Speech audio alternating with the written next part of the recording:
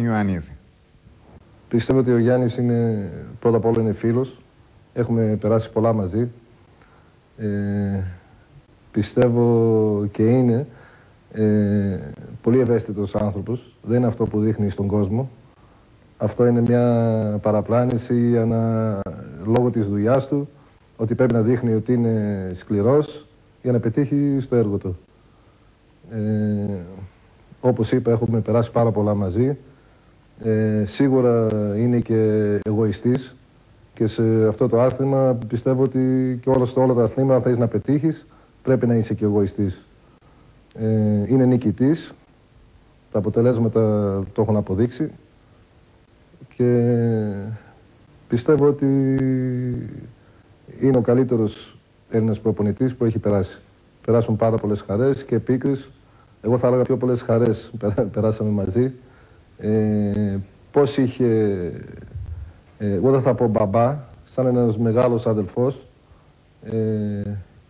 και στις δόξες και στις πίκρες, μια οικογένεια, γιατί όταν είσαι σε μια ομάδα μπάσκετ θεωρείς ότι είσαι μια οικογένεια, θα έχει και τις καλές και τις άσχημες στιγμές. Όπως ο μπαμπάς ή ο μεγάλος αδελφός μαλώνει το παιδί, υπάρχουν και αυτές οι συνθήκες μέσα σε μια ομάδα. Άρα πάρα πολλά πράγματα ήταν παρατραβηγμένα. Σίγουρα είχαμε και κόντρες μέσα στην ομάδα, για την ομάδα όμως πάντα. Αλλά όπως σας είπα πριν, πάρα πολλές και πιο πολλές χαρές. Είχαμε τόσα χρόνια συνεργασία που αν μας πεις, αν ρωτήσεις και το Γιάννη και ρωτήσεις και εμένα τώρα πότε πλήγωσε ο ένας τον άλλον, ούτε θυμόμαστε. Πιστεύω ότι ήταν μια επιτυχημένη συνταγή. Άλλωστε τα αποτελέσματα το αποδείχνουν και δεν αισθάνομαι ότι καθόλου ότι είμαι πληγωμένος από κανέναν. Ο καλύτερος παίκτης στον κόσμο να είσαι, θα πρέπει κάποια στιγμή, εννοείται ότι ο προπονητής θα βλέπει τα πράγματα πιο ψύχραμα απ' έξω τη στιγμή που ο αθλητής αγωνίζεται. Άρα πρέπει να βρει το κουμπί του, τι μπορεί να πάρει από τον καθένα. Ο Γιάννης είχε αυτό το προτέρημα, ότι έβγαζε ό,τι μπορούσε από τον κάθε παίκτη. Δηλαδή, ο τελευταίος παίκτης να ήταν, θα έβγαζε κάτι θετικό από αυτόν τον παίκτη. Σίγουρα και εμένα με έχει βοηθήσει πολλές φορές στην καριέρα μου. Νίκο, πώς δικαιολογείς αυτές τις εκρήξεις του Γιάννη Ιωαννίδη?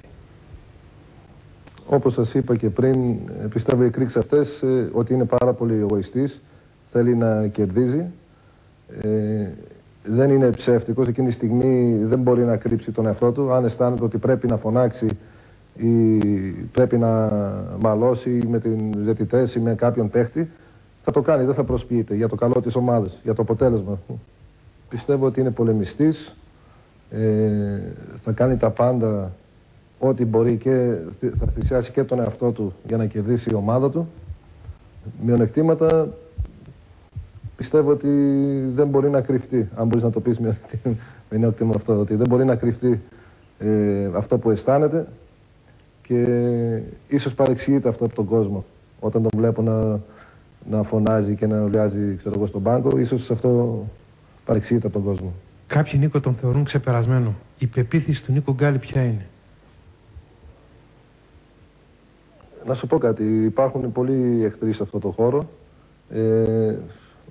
Όπως θα έχεις άνθρωποι που θα λένε καλά σχόλια για σένα, θα έχεις και κόσμο που θα λέει το αντίθετο.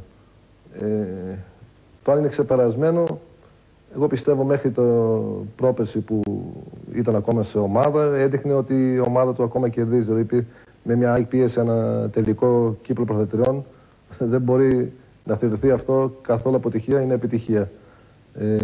Όχι, εγώ δεν πιστεύω ότι έχει αλλάξει το στυλ προπονητικής στο μπάσκετ. Πιστεύω ότι ο Γιάννης έχει ακόμα πολλά χρόνια να προσφέρει. Νίκος Γκάλης και θερμά λόγια, παρά το γεγονός ότι άφησε να εννοηθεί ότι υπήρχαν και οι διαφωνίες κάποιες στιγμές. Και ήθελα να ρωτήσω πόσο δύσκολο ή πόσο εύκολο είναι σαν προπονητής να έχει κανείς απέναντί του μεγαθύρια του μπάσκετ. Γιατί το να κοουτσάρεις έναν παίκτη που είναι καινούριος, που είναι άβγαλτος, που είναι άψητος, είναι εύκολο πράγμα. Τον έχεις σαν ζύμη στα χέρια σου και τον πλάθεις. Όταν μιλάμε για τεράστιες προσωπικότητες του μπάσκετ, όπως ο Γκάλης, Φαντάζομαι ότι εκεί είναι η μαγιά, να το πω έτσι. Εκεί είναι η τέχνη του προπονητή. Ο Γκάλης είναι αυτός που άλλαξε την ιστορία του μπάσκετ. Δηλαδή για μένα, επειδή με ρώτησαν για τους Έλληνες σε μια ψηφοφορία των 100 ετών, και δεν θέλω να μπερδευτώ με άλλα αθλήματα, γιατί υπάρχουν Ολυμπιονίκες, υπάρχουν. Και λέω,